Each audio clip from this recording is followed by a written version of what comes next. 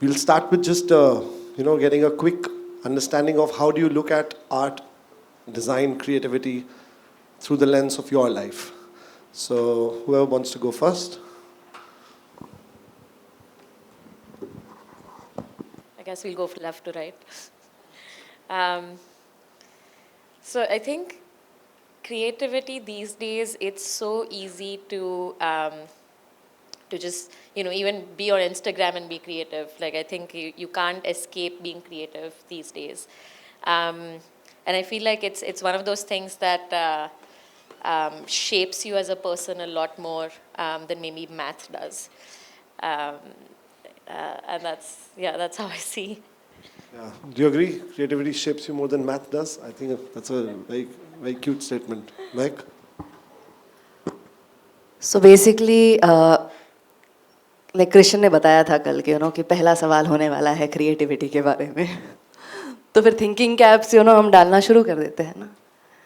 I tried to think of some profound answer and everything, and then I realized यार creativity कुछ ज़्यादा ही simple है. Like, I think it is the most natural thing that as humans we are like born with. It gets hidden in other things, and that's why suddenly we feel that creativity के बारे में बात करनी चाहिए, उसे निकालना चाहिए, and you have to hone it and things like that. But I think if you just put the other layers aside that are covering it, it's our essence.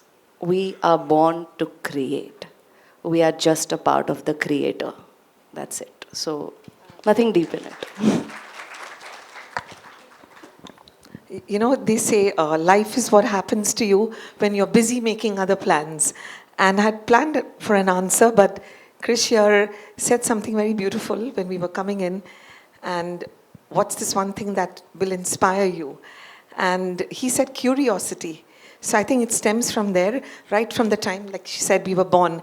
Each of us is a creation, and we were meant to create. And I think that's what we should do. Create no matter what situation you're in. And there's always something to inspire you. When I walked in through the campus, something in my mind just clicked, and I said, I'm going to create something through music based on UID's motto. It says, ignite your ambition. So for me, that's creation. Thank you. I think you guys have answered. I don't know. I don't know what to say. In my journey, what I've learned is it's a journey of self-discovery. I think that's what creativity for me is, and like you said, curiosity. It's a constant.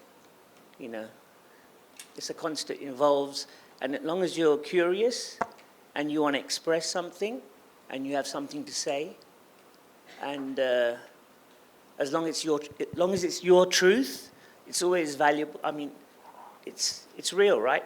So as long as you can say something that's real, that's true to you, that's of value to you, it will be of value to other people. And that's what creativity for me is and has been. So, yeah. Thank you so much. That's very profound from all of you.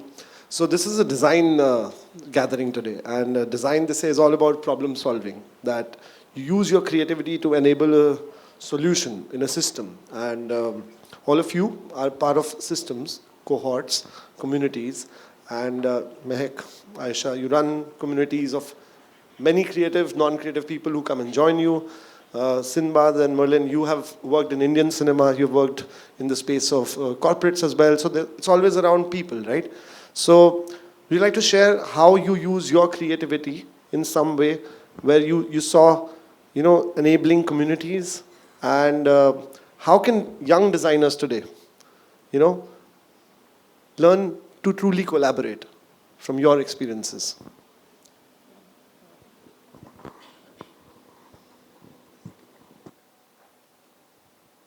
Hi, can you hear me? Does that work? No, I'll use this.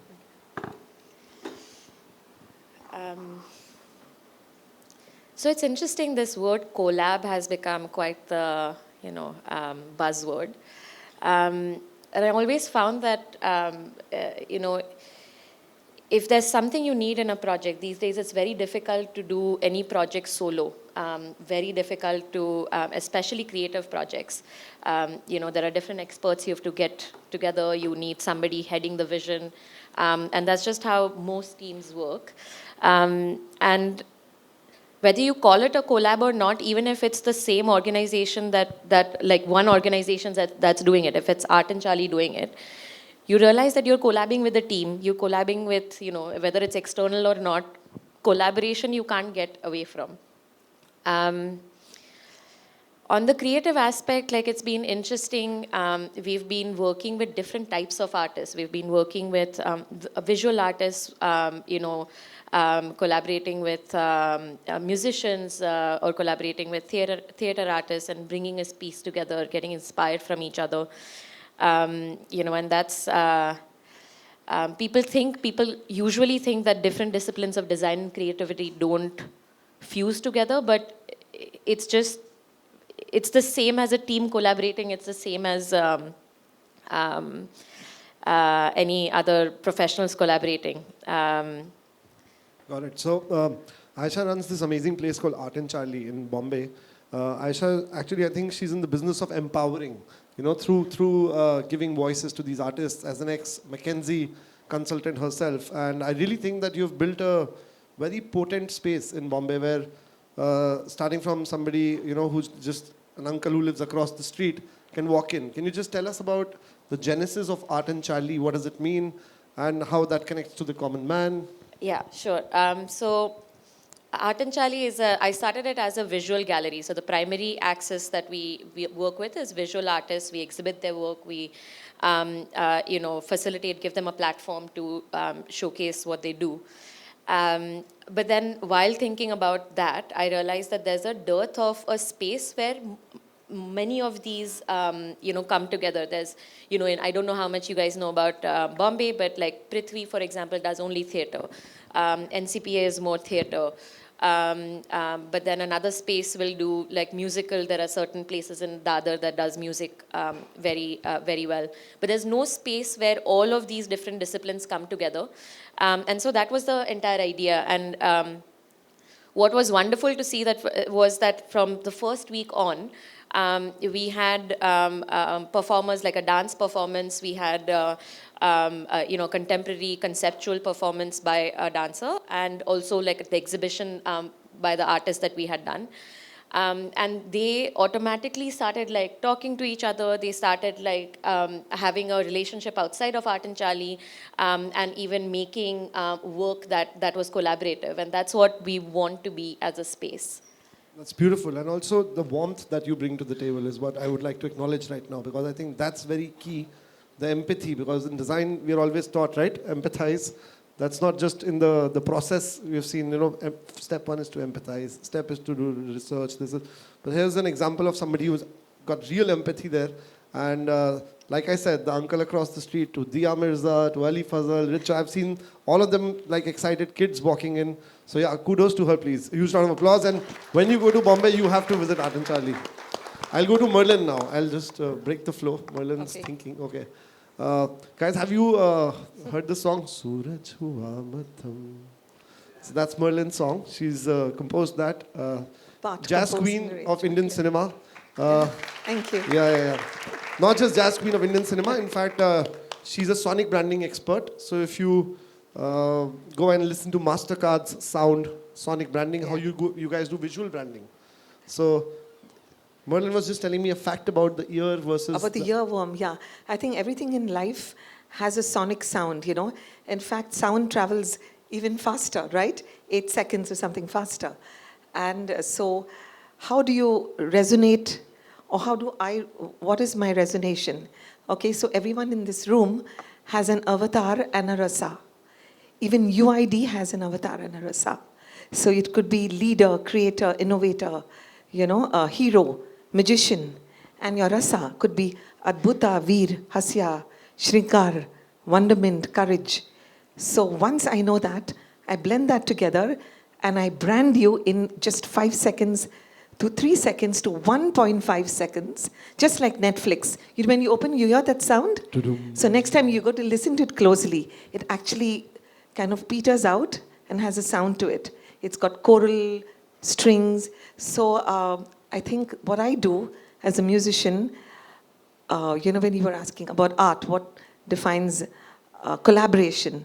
So within my own discipline, that's music, if I had just to play one note, that wouldn't be a collaboration. I need a second note. We need each other. That becomes harmony. And we need a sense of rhythm, right? So we are all like that. We have melody, harmony, and rhythm. क्या बात है? Yeah. Sunday morning philosophical conversations. Would you like to put Merlin in a spot? No. Merlin, can we have a sound Okay, I just carried. for UID just I now? just carried. Okay, one minute. This is a melodica. So Can someone hold the the mic security, no, you don't need the sound. okay. The security guy said, "Madam, ये क्या है? Batteries है क्या?" I said, "नहीं, सांस है." So I just need breath. Very cool. So are you going to, I don't know. This is, he said, "Suraj hua madam," right? So starting with that, when Karan Johar was speaking to the main music director, and he said, "Thank you." He Mehak said, can "Kajol is romancing Shah Rukh Khan in Egypt," right? That's the scene. You remember? And so this is the line I came up with.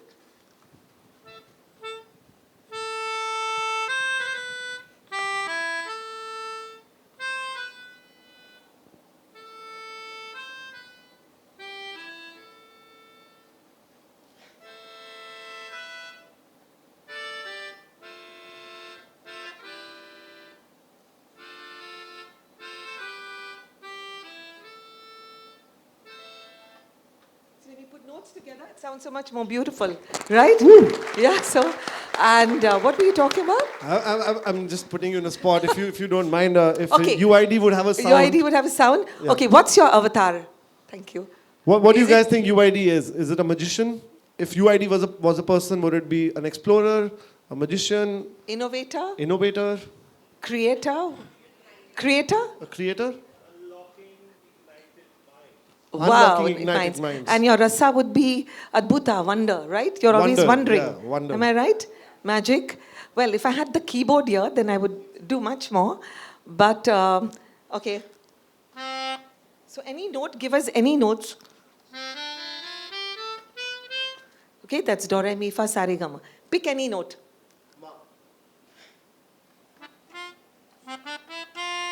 Pick ma. One more? Come on. One more. Paji, do re mi fa sol la ti do. I'm dying for a piss. So Anyone? I'm sitting like this. I'm not joking. Sa, you want to... Sa Sa. and ma. One more? One more note? Pa. Okay. Pa. So.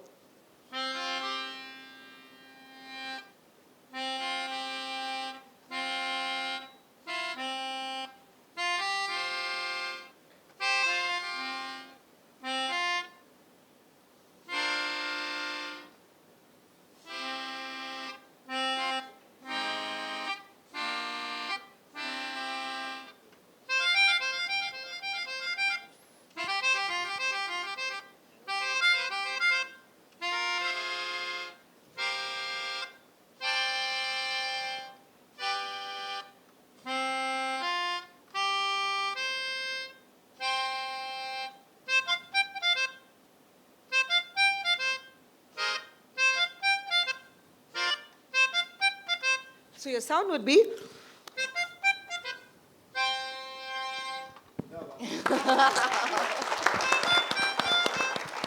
Just 3 notes, right? So for MasterCard, what I did was the sound of priceless moments. Again, just 4 notes, 5 notes.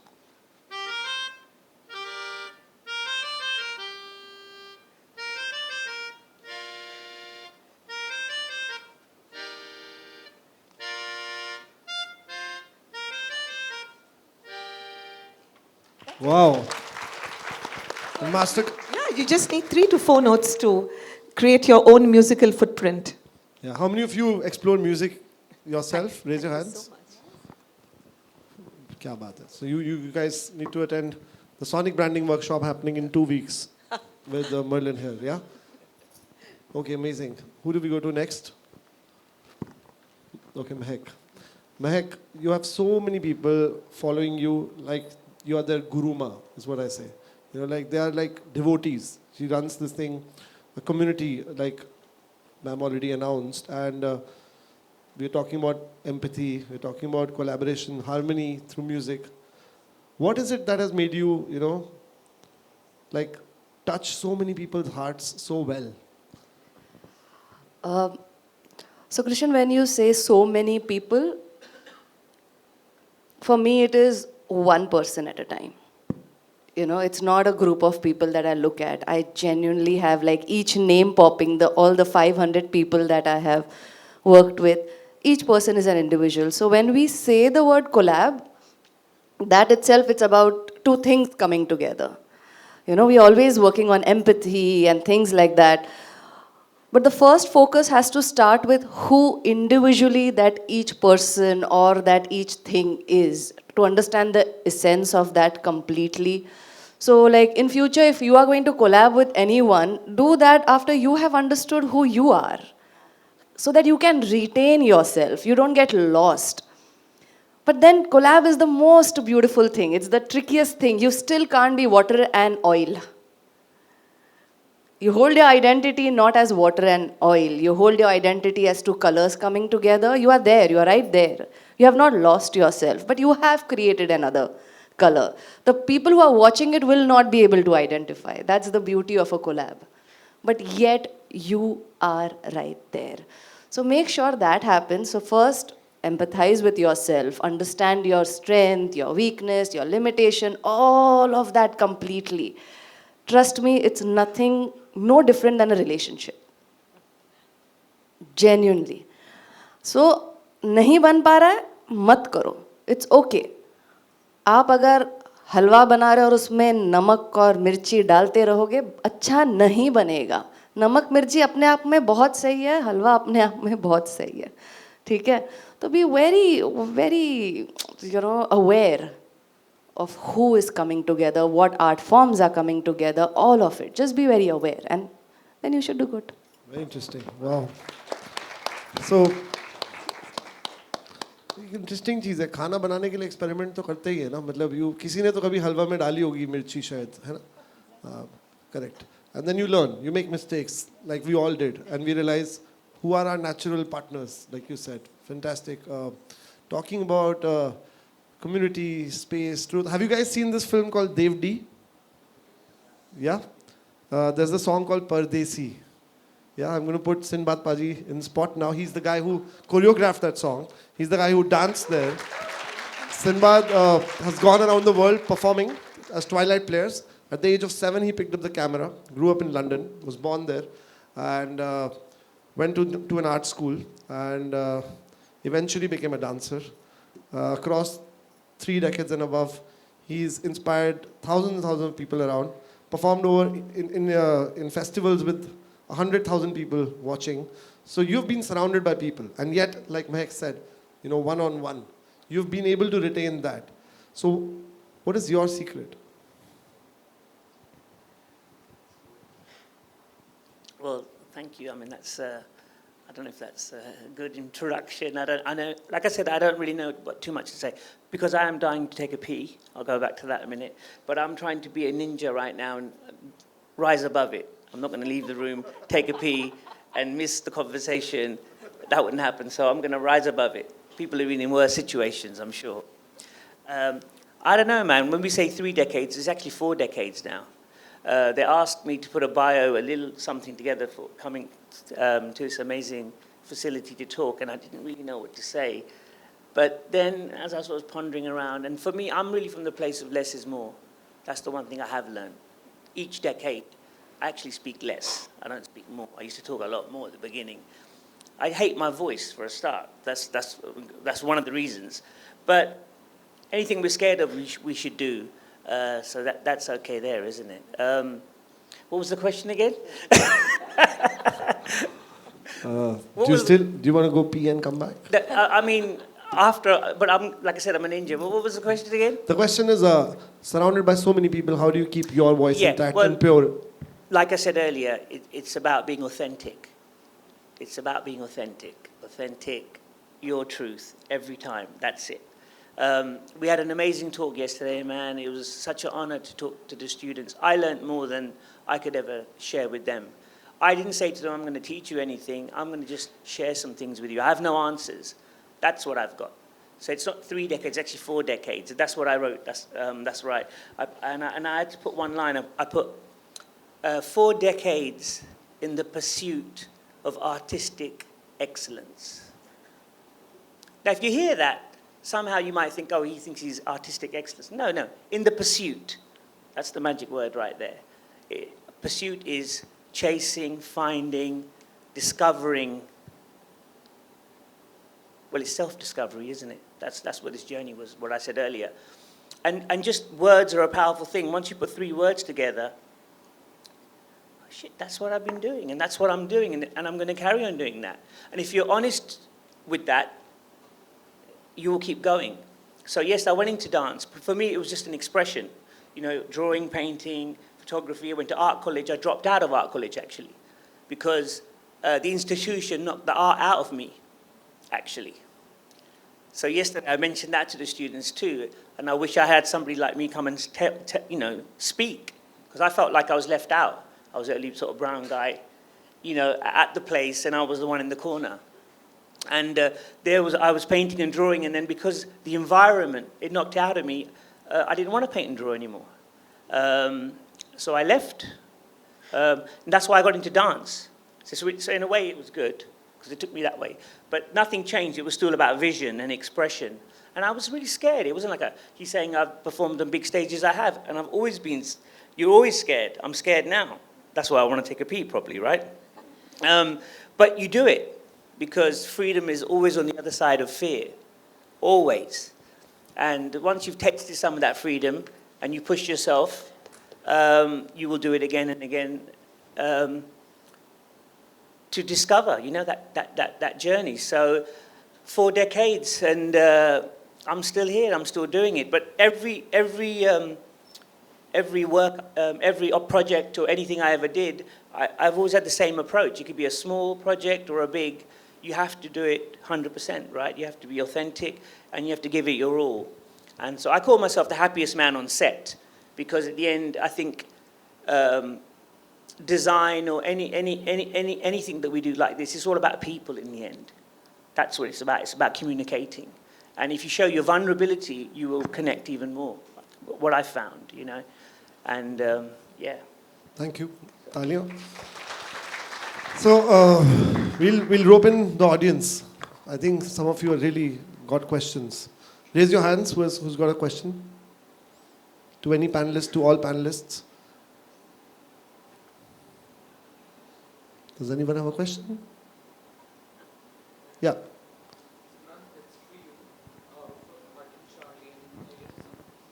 Spaces like that, we are young people and we are trying to explore art. And when we create something, someone might not be particularly from an art education-based background, but maybe a designer, maybe some other person, but we all are creative and have our own ways of expression. So when I create something, I do not know how to take it to the world. Like, do you have any advice for people who are not experienced about it, but still they are creating and they want the world to see their expression? That's actually a lovely question. And I think the main thing to learn, and I think Mehak and I were also talking about this earlier, is how you tell the story, right? Like how you conceptualize it. If you have it already in your mind, then how do you present it? Does it need, if you work on that, and it's one of those like solo things that you do for a bit, conceptualize it, structure it really well, saying, you know, if it's, let's say, a theater piece combined with some research that you want to, you know, there was somebody who did a theater piece on, an interactive theater piece on climate change. So it had a lot of research, it had a lot of, but how do you convert that into something entertaining? She basically did this very structured concept note around, you know, here's what I'm planning to do, here's a couple of reels, here's, you know, some of the lighter moments, some of the more serious moments that I'd like to present. And once you put it in an email, I think one of the things that, like, you hesitate about is like, okay, who would want to see my work? And, you know, that kind of stops you from going that one step further. But trust me, a lot of people are looking at, they're okay with cold emails, they're okay with, and you might just be at the right time, at the right space. Somebody's looking for something new, and your email pops up. And maybe like out of 100, like 5 or maybe even 2 reply.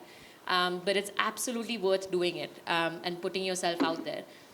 I think most of the people who we ended up selecting to do something at our space have been these people who are just happy to put their voice out there. There have even been times when they would ask, okay, if you think this is not ready yet, do you have feedback that I can take away and do a little more and come back later? Absolutely okay to ask that as well. And that's how you learn. Unfortunately, there is no set course you can take to do this, but it's just put it out there, learn from it, ask for feedback, and just keep going. Structure it better, and the door will open at some point. So, ma'am, when let's say there's a young artist and they've created a collection of, let's say, paintings or sculptures. So how should they approach art galleries or platforms, and so that they do get, like, out of 100 emails, at least 5 people get to see? So is there a way you would advise that how we should approach? We can take this offline. Follow-up questions we can take up offline after the session. Yes. Just so you actually very nicely defined the back end of the curatorial process, right? So because you were defining it so well, I just felt like asking you that as an organization, do you encourage the curatorial process, or do you have workshops or get-togethers? Because the curatorial process is something that is, the artistic creative process and the showcasing of it still gets some mileage, some focus in India. But the curatorial process doesn't really get any focus. So as an organization, it would be nice to get into a dialogue and look into it. No, that's a very good point, and you're absolutely right.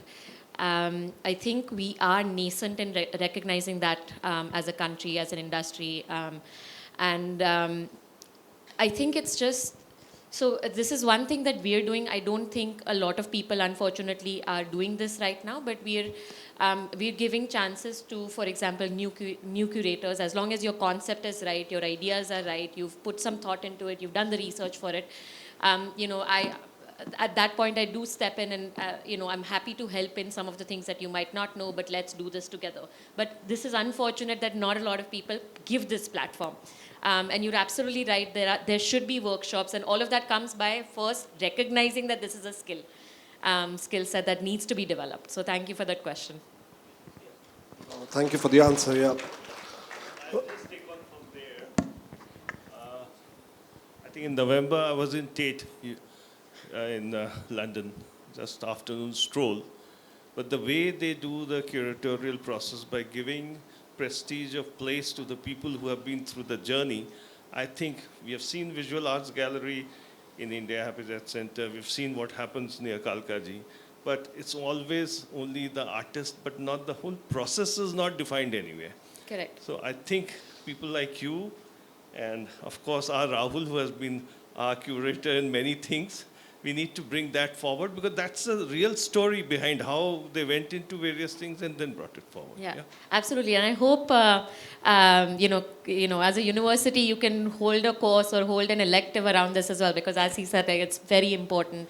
No artist, I feel like even artists, after they make their work, how it is presented, how it is sort of made for the audience to be presented and displayed, that's, like, the work can get lost if that part is not done right, and that's something that people don't understand a lot. Sometimes that's much more interesting than interpreting the creative experience. We'll get you to collaborate. Yeah. Can Art and Charlie also have designers' work presented? Yeah, absolutely. So many young designers out here. Yeah, absolutely. If there is an idea, a concept, a philosophy, a conclusion that you want to present, everything is designed. Like, for example, even the storytelling session that we are thinking of doing at Art and Charlie with Mehak, what we want our audiences to relate to, that we'll just end up making collaborating on a show together, depending on the concept of what I want my audience to see, what she brings to the table, and it's just that is design as well, right? So Awesome. We look at Kalakora and others. I would ask Shivain and Bushra to get that connection through, because in a design school, you have people from all across the world, BFAs, MFAs, creative artists. So, because it's a place where everything survives to grow further. So I think we can build up connections and take it that would be lovely. Sure. That Thank would you. be lovely. Thank you for the questions, guys. Quick time check. 2 more questions. We have enough time? Okay. 2 more questions.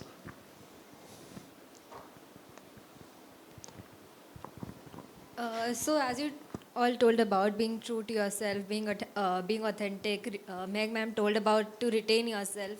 So we are, almost all of us are in a creative process, and being in that place, being creative again and again, we might lose our creativity at some point of time and might not be able to retain ourselves. At that point, what do you think as a creator we should do?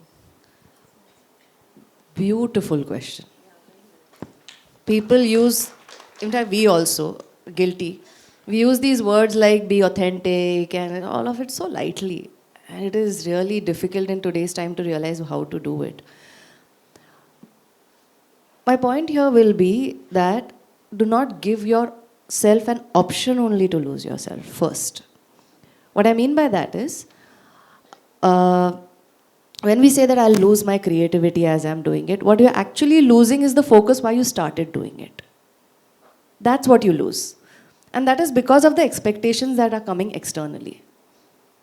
Be it assignments, be it what the industry demands, how people are telling you that you have to do first this, then this, then this, and this. So what happens in that is you follow that and you leave yourself behind, right? What you need to understand, everyone today, in fact, write down the core motive why you are doing what you are doing, and make sure you do not lose track of it. Like, for example, if I am writing stories, and the minute I start saying that I am doing to entertain you people, I am going to lose myself. My creativity will get lost.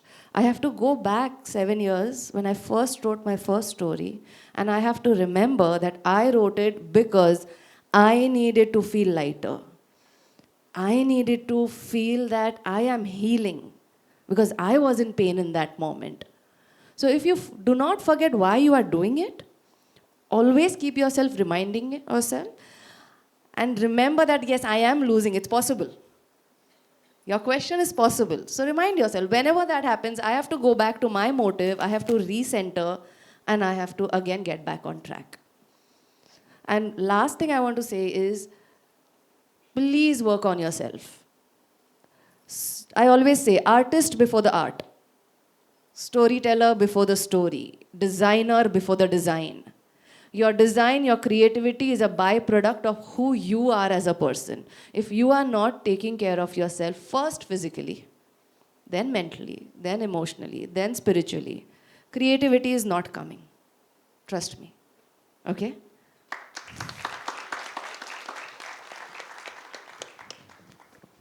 Take a long deep breath in. Amazing answers. Merlin, were you adding something to Well, that? creativity, I think I completely echo, thoughts. And for me, I as a musician sometimes get stuck. Is this good enough? Musicians go through 20,000 emotions in a day. I suck. No, this is good. I was the best. No, can I go back to the drawing board? Is it good enough? I'm constantly self-doubting myself. And I think the important thing is take yourself seriously, but in a very positive manner. For me, growing up as a little girl, my mother told me, she never told me I was very musical, because I started playing at the age of 6. But she said, your greatest talent, actually, ever in this lifetime is time. Time is your wealth. You have 24 hours in a day. You just need 6.5 hours to sleep. Am I right? Around 6, 7 hours of sleep? I think I need 8 or 9. 8 but hours of that's okay. sleep. Yeah? Your mother knows better. Yeah, 2 hours to do your daily thing, another 1 or 2 hours to just stare at the ceiling, lose yourself, what do you do with the rest of those hours, you know? So empower yourself, you know, go back to the drawing board, go back to being, you know, putting the artist before the art, like you said, beautifully put. And I think in my journey, which I look at the mirror every morning, and when I wake up and I said, what will I be when I grow up? You know, that's what I am every morning. I'm a little girl all over again.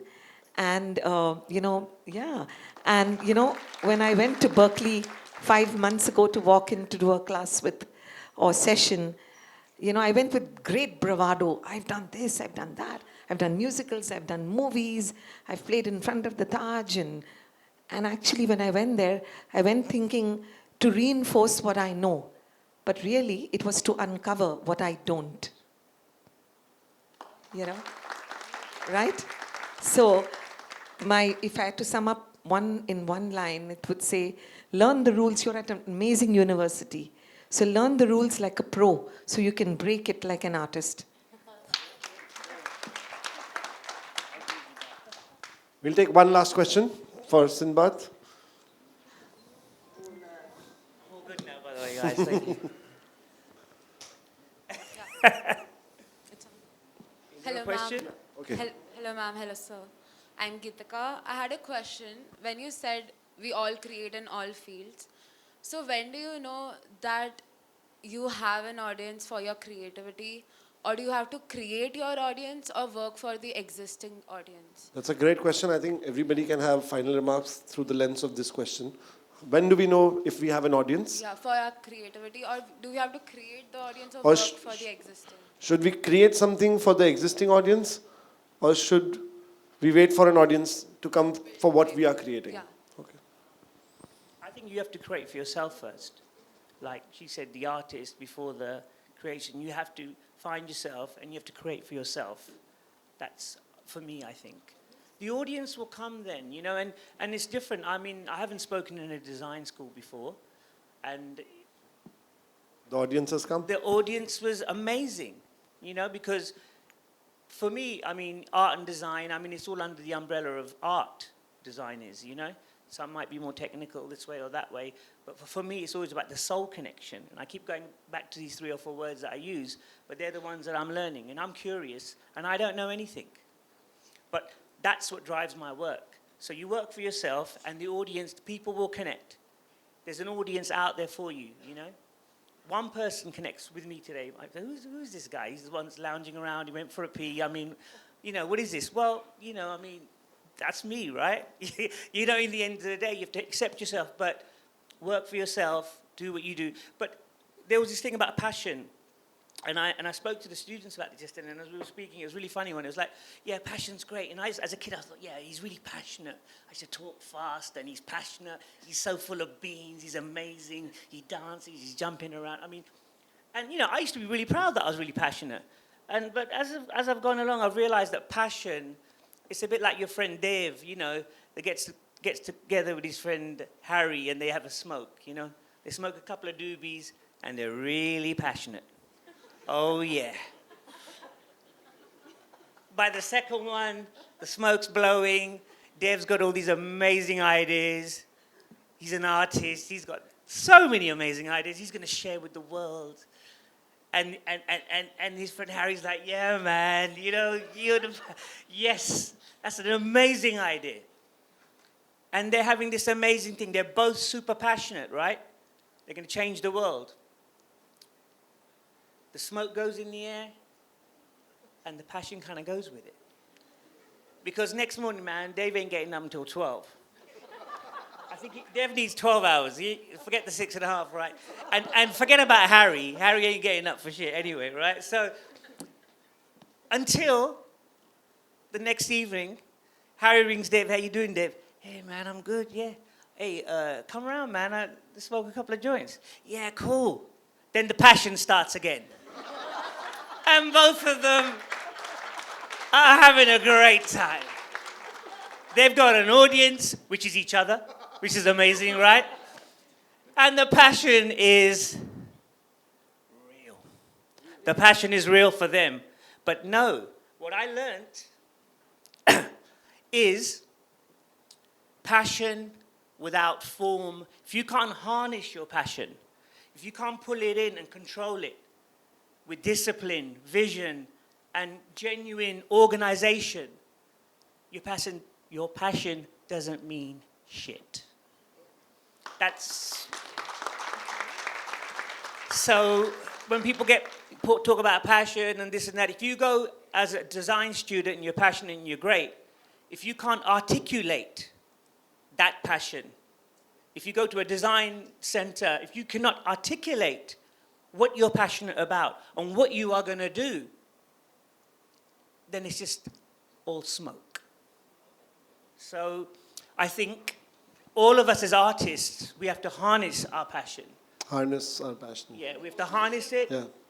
With our look, in the end, guys, there's no easy road, and you don't want it to be easy, right? Whatever we do, in whatever discipline you do, you know, we're sitting in a room with a blank piece of paper and a pen.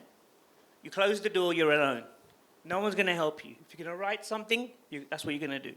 If you're going to make some music, you got to start. There is no easy route to anything that we've done. So work at it. The work. There's always a lot of work, man, going on. Actors that I know, they make it look so easy, you know, on the screen, some of the best ones. And you don't even think they're actors. I mean, you don't think anything.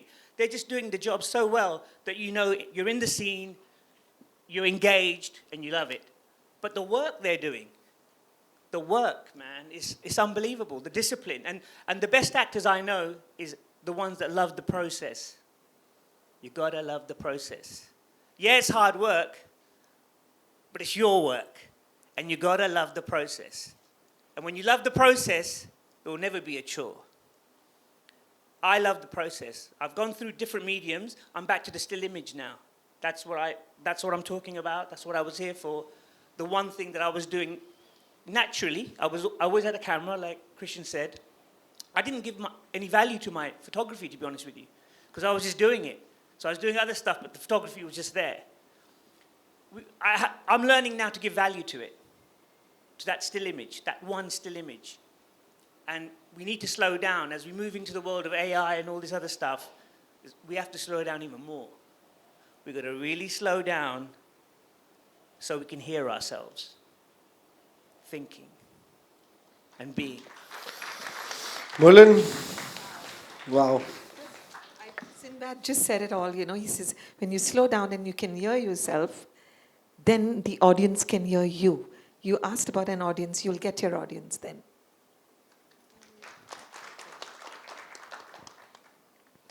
So when we speak about our audience, and so I will tell, I'm a storyteller. So I think storytelling is the most lenient art form. It doesn't follow any set of rules or anything. So whatever I have learned from storytelling, that yes, obviously you will have an audience and you won't. Not everybody is going to love storytelling. Not everybody loves to, go to art galleries and see paintings. But then there is somebody who loves it, who dreams about it, right? So obviously, you are not going to have everybody who is your audience who are going to love what you do. But then there will be some people who are not aware yet, who are not exposed to it yet. They could be your audience as well, right? So yes, you can put yourself out there, you can take the risk, you can sense it. You can sense from their reactions, how they are responding to it. First is that. The most important thing is when we speak about audience and artist, as like a wall in between us, as if we are not humans. We have been given these roles and we are going to play these roles. I am supposed to impress them, they are supposed to validate me. This equation, no, we are constantly validating each other. My art is challenging you as well, right? It's a conversation. It is not a monologue. Your art is not a monologue, you have to remember that. It's a conversation, so you listen to your audience. You put things out there, you take that feedback, you look into their eyes. There is an art gallery, stand there. Your painting is right there, watch how people are watching it. You will get your answers. You will know, is this the right gallery? The kind of people who come here, the things that they like, they don't like, do I belong here? If I am going to sit in an auditorium full of people who only understand Spanish and not Hindi, obviously that is not my audience because I am not doing a visual storytelling. You getting it? So yes, there is an audience, there isn't an audience. Go ahead, take risk, hear them, and decide if they are your audience or not. Don't keep changing yourself for your audience constantly. It has to stop somewhere, right?